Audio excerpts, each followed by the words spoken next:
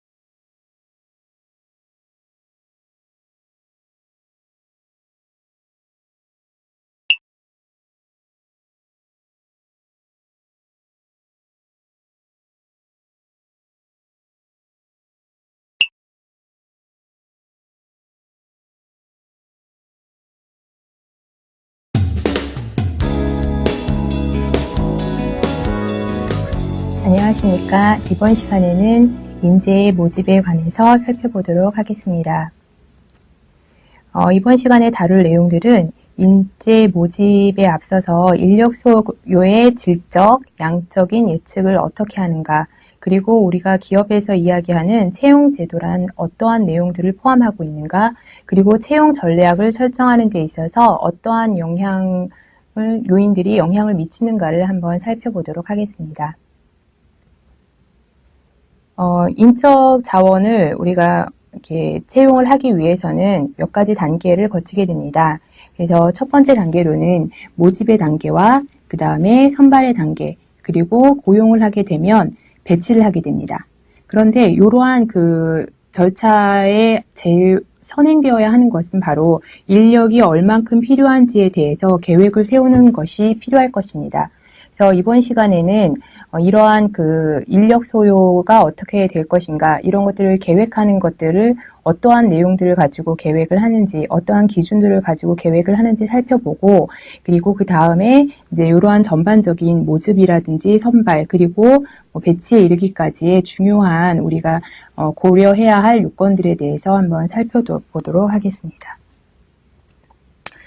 먼저 인적 자원에 대해서 예측을 하기 위해서는 두 가지가 필요합니다. 질적인 측면과 양적인 측면입니다. 즉, 인력이라는 것을 어떠한 내용으로, 어떠한 방향으로 이끌어 갈 것인가와, 그리고 몇 명의 인원을 이끌어 갈 것인가를 결정해야 할 필요가 있습니다. 즉, 직무를 수행하는 데 있어서 직무 내용을 중심으로 보는 겁니다. 그래서 이러한 직무가 앞으로는 어떠한 변화가 될 것이다, 그 다음에 어떠한 업무가 어떠한 식으로 변형될 것이다 하는 것들을 직무 내용을 중심으로 해서 미래 시점에 요구되는 종업원의 자격 요건을 예측하는 것이 바로 질적인 예측이 될 것입니다. 이러한 질적인 예측은 단순하게 그러한 내용들만을 포함하지는 않고요. 그리고 우리가 기업을 둘러싸고 있는 다양한 거시적인 측면들과 그 다음에 직무를 구성하고 있는 그런 자격 요건, 그러니까 직무라는 것은 하나의 조직 안에서 직무가 여러 가지의 직무가 있겠죠. 물론 이 사이에는 여러 가지 단위가 또 뭐 직종이라든지 직군이라든지 등의 그런 단위가 있습니다만은 직무가 여러 가지가 포함되어 있습니다. 이러한 직무들을 하기 위해서는 분명히 필요한 직무의 내용이 있고요. 직무 내용이 포함될 것이며, 그 다음에 직무의 내용과 함께 우리는 직무의 직무를 수행하기 위한 어떤 요건적인 내용들이 있을 겁니다. 그래서 이런 것들은 분명히 환경이 변화하게 되면 직무 내용도 바뀔 것이고요. 그 다음에 직무 요건도 바뀔 것입니다. 즉, 과거에는 어떤 그 타이피리스트나 이런 직무들이 존재했었고 그 직무들이 수행해야 하는 내용들이 있었지만 현재에는 어떤 업무를 수행하는 사람들 모두가 다 그런 문서 작성을 할 수 있기 때문에 그런 직무 자체가 존재하기가 쉽지 않으며 그 다음에 거기에 포함되는 내용들도 달라졌고요.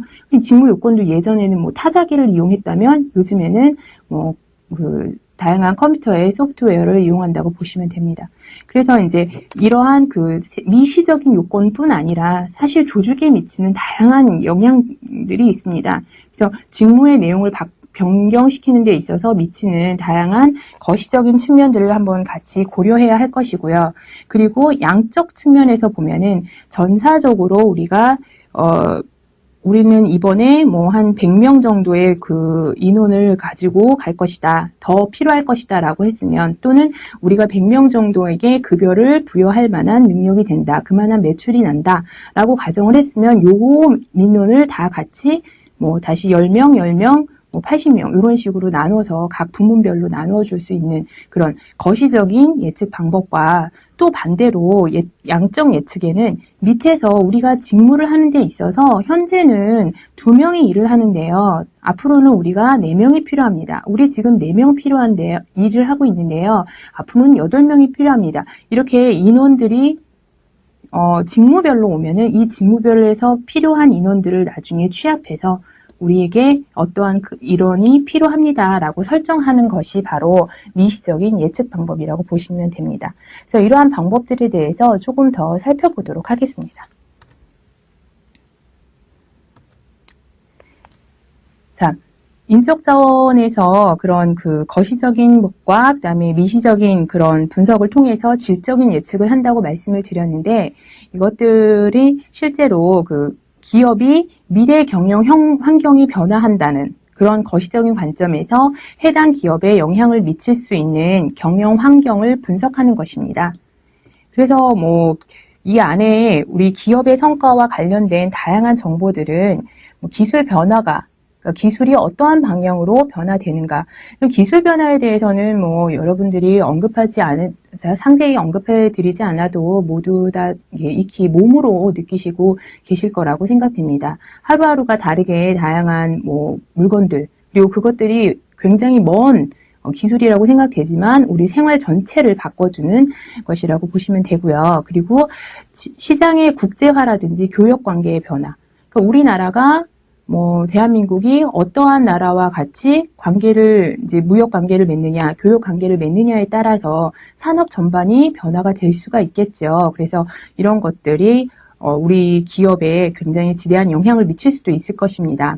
그리고 에너지나 원재료 공급에 대해서도 이렇게 이제 에너지가 석유 에너지에서 많은 에너지로 또 변화되고 있는 것도 있고요. 그리고 이제 원재료라는 것도 석유나 아니면은 이런 그 원재료의 시장 자체의 판도 이런 것들이 분명히 우리 기업의 성과와 영향을 미칠 것입니다.